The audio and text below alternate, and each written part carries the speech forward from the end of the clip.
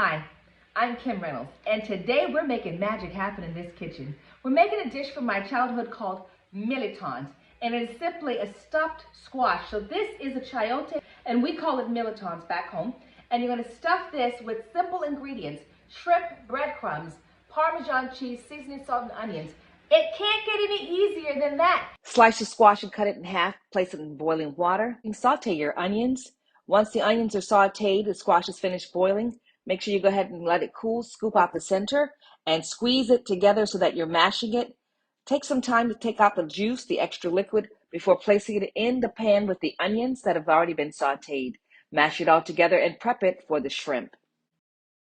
So to prepare the shrimp that you're going to put in it, I buy mine already cleaned and deveined. That means they're going to take that little knife and they run it down the side so that that little vein that's in there, that's the poop sack. We don't want that. But we take these and we want to cut them into bite-sized pieces because the shell really isn't that big. So you want to make sure that you have one piece of shrimp in every mouthful.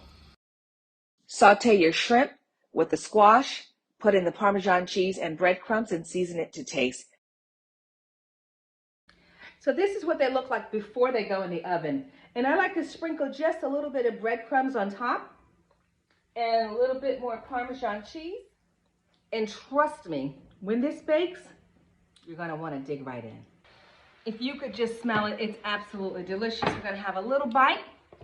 It's super hot, so I'm gonna be careful. This is it.